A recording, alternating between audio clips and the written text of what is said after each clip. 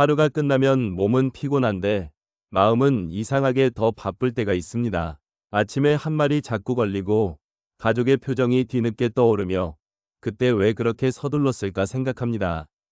하지만 막상 무엇을 잘못했는지 붙잡으려 하면 기억이 흐립니다. 바쁜 날은 사건이 너무 많고 감정도 빠르게 지나가기 때문입니다. 그래서 후회는 남는데 배움은 남지 않습니다. 특히 오랫동안 가족과 직장을 책임져 온 분일수록 자신의 마음을 살피는 일을 뒤로 미루기 쉽습니다. 남의 필요를 먼저 챙기다 보면 내 말과 표정이 어디로 향했는지 돌아볼 틈이 없습니다. 오늘 이야기는 자신을 몰아세우자는 뜻이 아닙니다. 하루를 짧게 멈춰보고 다음 행동을 조금 다르게 고르는 법을 함께 생각해 보려는 것입니다. 큰 결심보다 작은 점검이 먼저입니다. 오늘 하루 가운데 단 한 장면만 떠올려도 충분합니다. 그 한 장면을 정확히 보는 데서 뒤늦은 후회가 내일의 지혜로 바뀌기 시작합니다. 자기 성찰이라고 하면 많은 분이 잘못부터 찾습니다. 내가 왜 그랬을까? 나는 왜 늘 이 모양일까? 그렇게 자신을 재판하듯 몰아붙입니다. 그러나 이런 반성은 오래가기 어렵습니다. 마음이 지치면 사람은 사실을 보지 않고 변명하거나 반대로 자신을 지나치게 낮추기 쉽습니다. 성찰의 목적은 벌을 주는 데 있지 않습니다. 어제의 나를 미워하는 대신 내일의 선택을 돕는 데 있습니다. 잘한 일은 무엇이었는지, 아쉬운 일은 어디에서 시작되었는지, 다시 한다면 한 가지를 어떻게 바꿀지 살피는 것입니다. 예를 들어 자녀에게 목소리를 높였다면 나는 나쁜 부모다라고 결론 내리기보다 피곤한 상태에서 대화를 시작했고 상대의 말을 끝까지 듣지 않았다고 적어봅니다. 그러면 고칠 지점이 보입니다. 자신을 탓하는 말보다 사실을 적는 말이 유익합니다. 나는 이기적이다 보다 오늘 약속 시간에 늦고도 먼저 사과하지 않았다가 더 정확합니다. 정확한 문장은 자존심을 꺾지 않으면서도 행동을 바꾸게 합니다. 오너하기 편에는 증자가 날마다 자신을 살폈다는 기록이 나옵니다. 남을 위해 일을 하며 충실했는지, 법과 사귀며 믿음을 지켰는지, 배운 것을 익혔는지를 돌아보았다는 내용입니다. 이것은 공자의 말로 꾸며낼 필요가 없는 문헌에 남은 성찰의 한 모습입니다. 또한 논어는 제자와 후학이 엮은 문헌이므로 모든 문장을 오늘 들은 음성처럼 다루기보다 기록의 성격을 함께 기억해야 합니다. 여기서 세 번은 시간을 세 차례로 나누었다는 뜻으로만 단정하기보다 몇 가지 기준을 놓고 자신을 거듭 살폈다는 취지로 이해하는 편이 안전합니다. 오늘 우리는 이 원칙을 현대 생활에 맞게 바꾸어 봅니다. 1. 관계. 배움이라는 세 칸을 만들고 각 칸에 한 문장씩 적는 것입니다. 고대의 문장을 그대로 흉내내기보다 지금의 평등한 관계와 생활 조건에서 쓸 수 있는 질문으로 옮겨보는 것입니다. 기록된 원칙과 오늘의 방법을 구분할 때 오래된 지혜는 과장 없이 우리 삶에 들어올 수 있습니다. 첫 번째 질문은 일에 관한 것입니다. 오늘 맡은 일을 완벽하게 했는지가 아니라 내가 할 수 있는 만큼 성실했는지를 묻습니다. 직장에 다니는 분은 보고서나 회의만 떠올릴 필요가 없습니다. 은퇴한 뒤라면 병원 예약을 챙긴 일, 집안일을 나눈 일, 손주를 돌본 일도 모두 삶의 일입니다. 중요한 것은 결과만 보지 않는 것입니다. 일이 뜻대로 되지 않았어도 미리 알렸는지, 모르는 것을 아는 척하지 않았는지, 남에게 넘길 책임을 정직하게 설명했는지 살펴봅니다. 가령 약속한 전화를 잊었다면 기억력이 나빠졌다고 한탄하기 전에 알림을 만들 수 있었는지 생각합니다. 반대로 누군가의 부탁을 모두 받아주느라 지쳤다면 거절해야 할 일을 억지로 떠맡지는 않았는지도 봅니다. 오늘 나는 무엇을 끝냈는가 보다 어떤 태도로 했는가를 물으면 성찰이 성과 경쟁에서 벗어납니다. 그리고 내일 고칠 행동 하나만 정합니다. 늦을 것 같으면 먼저 연락하기, 무리한 부탁에는 시간을 두고 답하기, 그것이면 충분합니다. 두 번째 질문은 관계에 관한 것입니다. 오늘 만난 사람 가운데 내 말 때문에 마음이 다친 사람은 없었는지 떠올려 봅니다. 그렇다고 모든 갈등의 책임을 혼자 지라는 뜻은 아닙니다. 부당한 요구나 모욕까지 참아야 한다는 말도 아닙니다. 다만 내 몫을 정확히 보는 것입니다.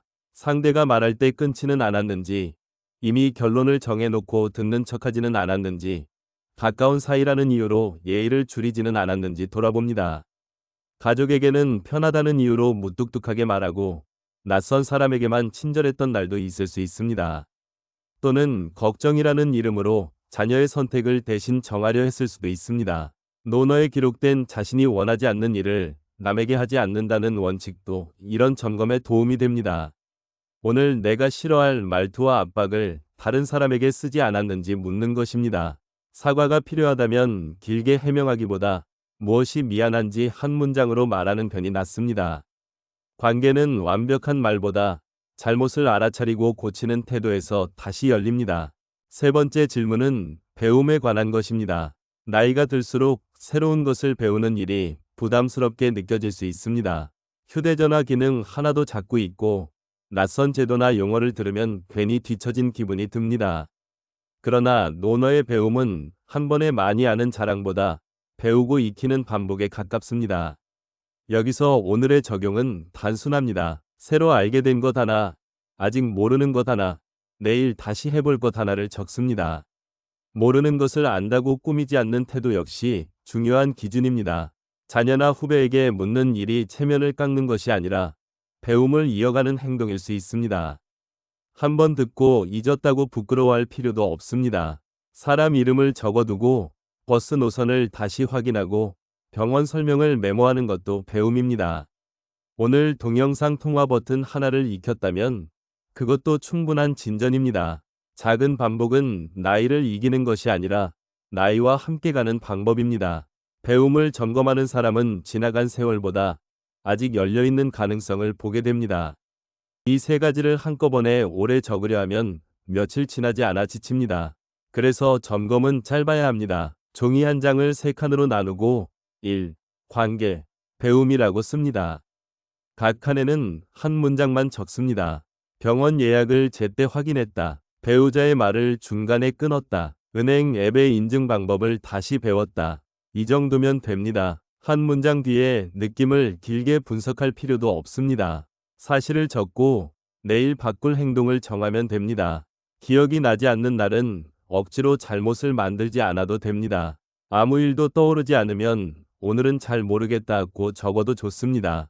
아는 것과 모르는 것을 구분하는 태도 자체가 성찰이기 때문입니다. 반대로 잘한 일이 있다면 부끄러워하지 말고 적으십시오.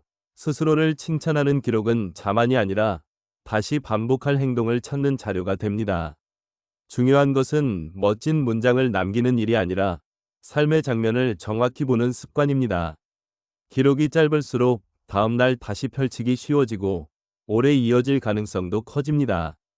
시간을 정하는 방법도 단순해야 합니다. 논어의 기록이 아침, 점심, 저녁 3번을 뜻한다고 단정할 수는 없습니다. 다만 현대의 생활 습관으로는 하루 3번 짧게 멈추는 방식을 활용할 수 있습니다. 아침에는 오늘 지키고 싶은 태도 하나를 정합니다. 낮에는 감정이 크게 흔들린 순간을 한번 확인합니다. 밤에는 일, 관계, 배움 가운데 가장 마음에 남는 한 장면을 적습니다. 각각 30초에서 1분이면 충분합니다. 예를 들어 아침에는 서두를수록 천천히 말하자. 낮에는 지금 화가 난 이유가 사실인지 추측인지 보자. 밤에는 내일 먼저 사과하자라고 남길 수 있습니다. 3번이 부담스러우면 밤 1번부터 시작해도 됩니다. 형식이 사람을 돕지 못하고 오히려 짐이 된다면 줄여야 합니다. 성찰은 출석을 채우는 숙제가 아닙니다. 생활 속에서 방향을 잃지 않도록 작은 표지판을 세우는 일입니다. 중요한 것은 횟수가 아니라 멈춘 순간에 정직해지는 것입니다. 점검을 하다 보면 가장 먼저 변명이 올라올 때가 있습니다. 내가 먼저 화낸 것은 맞지만 상대가 시작했다는 생각입니다. 그 말이 틀렸다는 뜻은 아닙니다. 관계에는 늘 여러 사정이 있습니다. 다만 성찰의 시간만큼은 남의 몫과 내 몫을 잠시 나누어 봅니다. 상대의 잘못은 상대의 책임으로 남겨두고 내가 바꿀 수 있는 행동만 살핍니다. 목소리를 낮출 수 있었는지, 대화를 미룰 수 있었는지, 사실과 추측을 구분했는지 묻습니다. 반대로 지나치게 모든 책임을 끌어안는 분이라면 내가 잘못한 것과 내가 감당할 수 없는 것을 나누어 적어야 합니다. 자녀의 선택, 배우자의 감정, 직장의 부당한 결정까지 모두 내 탓으로 돌릴 수는 없습니다. 이것은 책임을 회피하는 것이 아니라 경계를 분명히 하는 일입니다. 폭력이나 반복되는 모욕 앞에서는 거리 두기와 전문적인 도움이 필요할 수 있습니다. 성찰이 위험을 참게 만드는 도구가 되어서는 안 됩니다. 나를 고치는 일과 나를 지키는 일은 함께 가야 합니다. 오늘부터 실천할 일은 아주 작게 정해보십시오. 잠들기 전 휴대전화 메모나 작은 수첩을 열고 세 줄만 씁니다. 오늘 맡은 일에서 지킨 것 하나, 관계에서 아쉬운 것 하나, 새로 배운 것 하나입니다. 그리고 마지막에 내일의 행동을 한 줄 덧붙입니다. 아침에 먼저 연락하자. 모르는 것은 다시 물어보자. 식사 중에는 말을 끊지 말자. 이렇게 적은 문장은 후회를 행동으로 바꾸는 다리가 됩니다. 기록은 누구에게 보여주기 위한 평가표가 아닙니다. 가족에게 공개할 필요도 없고 매일 같은 시간에 완벽히 쓸 필요도 없습니다. 빠뜨린 날이 생기면 다음 날 다시 시작하면 됩니다. 성찰의 가치는 연속된 기록의 길이에 있지 않고 잘못을 알아차린 뒤 조금이라도 고치는 데 있습니다. 오늘 밤에는 단 한 줄만 남겨도 좋습니다. 내가 다시 하고 싶은 장면은 무엇인가? 그 질문을 품고 쉬어보십시오. 다음 이야기에서는 이 짧은 기록이 가족, 돈, 외로움처럼 더 복잡한 문제에서 어떻게 기준이 되는지 차분히 살펴보겠습니다. 가족에게 하는 사과는 이상하게도 늘 늦어집니다. 밖에서는 실수를 인정하면서도 배우자나 자녀에게는 그럴 수도 있지 하고 넘기기 쉽습니다. 가까운 사이는 오래 이어질 것이라는 믿음 때문에 마음을 풀 기회도 미루게 됩니다. 그러나 작은 서운함은 사라지지 않고 말투와 표정 속에 남아 다음 갈등을 키우기도 합니다. 오늘의 세 줄 기록에서 관계 칸을 펼쳐보십시오. 내가 옳았는지보다 상대가 어떤 말을 들었는지를 먼저 적어봅니다. 사과할 일이 보이면 해명부터 붙이지 않는 편이 좋습니다. 아까 내 말을 끊었어. 미안하다. 걱정한다면서 내 뜻만 밀어붙였구나. 이렇게 장면을 구체적으로 인정하면 됩니다. 상대가 바로 마음을 풀지 않아도 재촉하지 마십시오. 공자에 기록된 자기 점검 원칙을 오늘에 적용한다면 성찰은 체면을 지키는 기술이 아니라 관계를 다시 여는 행동입니다. 오늘 밤 가장 가까운 사람에게 미뤄둔 사과가 있는지 한번 살펴보십시오. 부모의 걱정은 사랑에서 시작되지만 때로는 자녀의 삶을 대신 결정하려는 힘으로 바뀝니다. 성인 자녀가 직장, 결혼, 돈 문제로 흔들리는 모습을 보면 답을 주고 싶어집니다. 예전에 내가 겪은 실패를 되풀이하지 않게 하려는 마음도 있을 것입니다. 그러나 도움과 통제는 다릅니다. 도움은 먼저 묻고 통제는 이미 정한 답을 따르게 합니다. 오늘 기록에는 내가 무엇을 걱정했는가? 와, 그 걱정을 어떤 말로 전했는가? 를 나누어 적어보십시오. 내 생각을 말해도 괜찮겠니? 지금 필요한 것은 조언이니? 아니면 들어주는 일이니? 이런 질문은 관계의 거리를 지켜줍니다. 대답이 마음에 들지 않아도 곧바로 설득하려 하지 않는 연습이 필요합니다. 이는 고대의 가족 위계를 그대로 따르자는 말이 아닙니다. 공자의 관계 원칙을 오늘의 평등한 가족에 맞게 해석하면 존중은 상대의 선택권을 남겨두는 태도입니다. 오늘은 해결책보다 한 번 더 묻는 연습을 해보십시오. 돈 앞에서는 마음이 급해집니다. 손해를 피하고 싶고 남보다 뒤처지고 싶지 않으며 가족에게 더 남겨주고 싶은 마음도 생깁니다. 이익을 생각하는 것 자체가 잘못은 아닙니다. 다만 선택의 순간에 무엇을 잃는지도 함께 보아야 합니다. 논어에는 이익보다 위로움의 기준을 먼저 살피는 대조가 기록되어 있습니다. 오늘 식으로 풀면 수익만이 아니라 신뢰, 공정성, 관계의 비용을 묻는 일입니다. 누군가에게 무리한 부탁을 하지는 않는지, 정보를 숨기고 이득을 얻으려 하지는 않는지, 가족과 충분히 상의했는지 적어보십시오. 돈 이야기를 피한 채 혼자 결정하는 것도 관계의 부담을 키울 수 있습니다. 구체적인 투자 판단은 전문가의 도움을 받아야 하지만 내가 지킬 기준은 스스로 정할 수 있습니다. 결정을 서두르게 만드는 말이 들리면 하루쯤 멈추는 것도 좋은 점검입니다. 오늘의 한 줄은 이 정도면 충분합니다. 돈이 걸려도 속이지 않는다. 기준 하나가 급한 마음을 붙잡아 줍니다. 직함이 사라지면 내가 작아진 듯한 느낌이 들 수 있습니다. 오랫동안 회사 이름과 자리로 자신을 설명해 왔다면 은퇴 뒤의 하루는 낯설고 길게 느껴집니다.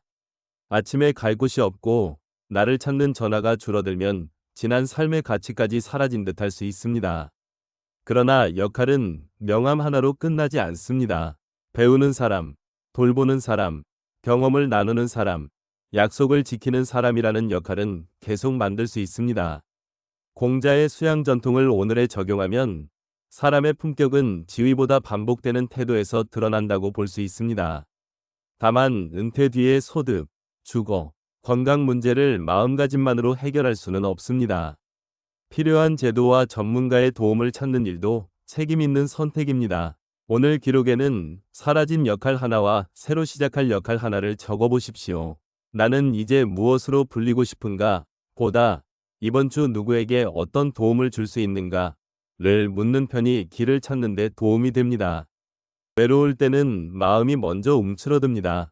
연락하고 싶어도 폐가 될까 걱정하고 모임에 가고 싶어도 어색할까 망설입니다. 그러다 완벽하게 마음이 맞는 사람을 기다리며 더 오래 혼자 있게 됩니다. 관계는 큰 결심보다 작은 반복에서 자랍니다.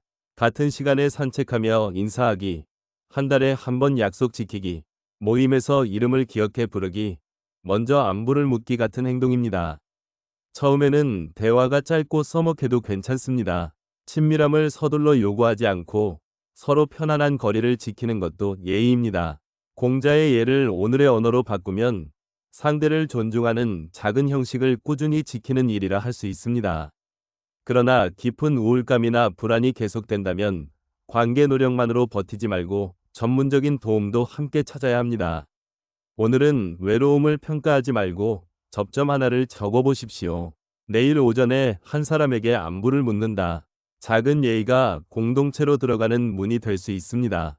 신뢰는 거창한 약속에서만 생기지 않습니다. 전화하겠다고 말한 뒤 연락하지 않은 일, 늦지 않겠다고 하고 반복해서 늦은 일, 가족에게 절약을 말하면서 자신은 충동적으로 쓴 일이 쌓여 마음의 거리를 만듭니다. 논어에는 믿음이 사람 사이의 기반이라는 기록이 있습니다.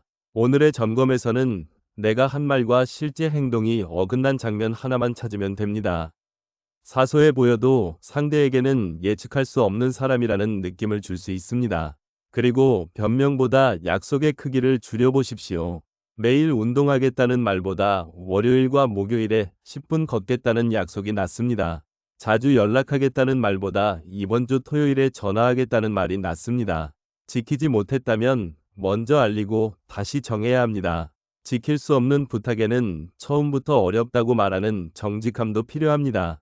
신뢰는 완벽해서 생기는 것이 아니라 어긋남을 숨기지 않고 바로잡을 때 회복됩니다. 오늘의 한 줄은 작게 약속하고 분명히 지킨다로 남겨보십시오. 잘못을 알아차린 뒤에도 두 갈래 길이 있습니다. 하나는 부끄러워서 숨기는 길이고 다른 하나는 자신을 오래 벌주는 길입니다. 둘 다 고침을 늦춥니다. 논어의 수양 원칙은 남의 부족함을 보며 자신을 살피고 잘못을 알면 고치는 쪽에 무게를 둡니다. 오늘은 세 단계만 기억해 보십시오. 먼저 사실을 인정합니다. 내가 날짜를 잘못 전달했다. 다음에는 바로 수정합니다. 상대에게 알리고 필요한 조치를 합니다. 마지막으로 재발을 막을 장치를 정합니다. 달력에 기록하거나 확인 문자를 보내거나 중요한 말은 다시 읽습니다. 사과는 감정만 표현하는 일이 아니라 손해를 줄이는 행동까지 포함합니다. 같은 실수가 반복되었다면 의지만 탓하지 말고 환경과 절차도 바꿔야 합니다. 다만 모든 문제를 혼자 책임질 필요는 없습니다. 내 몫만 분명히 고치면 됩니다. 오늘 기록 끝에는 이렇게 적어보십시오. 다음에는 무엇을 다르게 할 것인가? 그 질문이 자책을 배움으로 바꿉니다. 하루 기록은 짧아도 일주일이 모이면 반복되는 무늬가 보입니다. 월요일 아침마다 마음이 급해지는지, 저녁 식사 때 말다툼이 잦은지, 특정 사람과 통화한 뒤 오래 지치는지 살펴볼 수 있습니다. 반대로 산책한 날에는 잠이 잘 왔고 미리 연락한 날에는 갈등이 줄었다는 도움의 장면도 발견됩니다. 일요일 저녁에 기록 7장을 펼쳐놓고 세 가지만 표시해 보십시오. 반복된 감정, 반복된 갈등, 도움이 된 행동입니다. 표시가 많다고 자신을 나쁘게 평가할 필요는 없습니다. 원인을 단정할 필요도 없습니다. 나는 원래 성격이 이래 라고 결론 내리지 말고 언제 어떤 조건에서 반복되었는지만 봅니다. 공자의 배움과 성찰 원칙을 오늘에 적용하면 기록은 자신을 낙인 찍는 자료가 아니라 다음 선택을 돕는 관찰표입니다. 한 주의 잘한 행동도 반드시 하나 표시하십시오. 이번 주에 가장 자주 나온 장면 하나를 골라 다음 주에 바꿀 행동 하나만 정해보십시오. 성찰은 유용하지만 모든 문제를 해결하지는 못합니다. 오래 이어지는 우울감, 심한 불안, 학대와 폭력, 법률 분쟁, 감당하기 어려운 빚은 개인의 태도만 고친다고 사라지지 않습니다. 이런 상황에서 내가 더 참았어야 했다, 거나 내 수양이 부족했다, 고 결론 내리면 오히려 위험해질 수 있습니다. 하루 점검은 책임을 분명히 하는 도구이지 피해를 자신에게 돌리는 도구가 아닙니다. 기록 속의 두려움, 위협, 수면 붕괴, 일상 기능에 큰 변화가 반복된다면 믿을 만한 사람과 상의하고 의료기관이나 상담기관, 법률 제정 전문가, 공공지원제도를 찾아야 합니다. 긴급한 위험이 있다면 혼자 정리하려 하지 말고 즉시 안전한 곳과 도움을 찾는 것이 먼저입니다. 도움을 요청하는 것은 실패가 아니라 상황을 정확히 아는 태도입니다. 오늘의 네 번째 주례는 행동 대신 연락처를 적어도 좋습니다. 내일 오전 도움을 받을 곳에 전화한다. 그 한 줄도 충분히 중요한 실천입니다. 이제 오늘의 이야기를 한 문장으로 모아보겠습니다. 성찰은 완벽한 사람이 되기 위한 시험이 아니라 어제보다 조금 덜 후회하기 위한 생활 습관입니다. 잠들기 전 세 줄을 적습니다. 맡은 일에서 지킨 것 하나, 관계에서 아쉬운 것 하나, 새로 배운 것 하나입니다. 그리고 네 번째 줄에 내일의 행동을 씁니다. 사과할 사람이 있다면 먼저 연락하고, 모르는 것은 다시 묻고, 지키기 어려운 약속은 작게 바꿉니다. 일주일에 한 번은 반복되는 장면을 살피고, 혼자 해결할 수 없는 문제는 도움을 청합니다. 빠뜨린 날이 생겨도 다시 시작하면 됩니다. 공자의 기록된 원칙이 전하는 핵심도 실수 없는 삶보다 배우고 고치는 태도에 가깝습니다. 오늘 밤, 내일의 나에게 한 문장을 남겨보십시오. 나는 어떤 장면을 다시 선택하고 싶은가? 그리고 그 답 가운데 가장 작은 행동 하나를 내일 실제로 해보십시오. 그 한 번의 실천이 다음 기록의 첫 줄이 됩니다.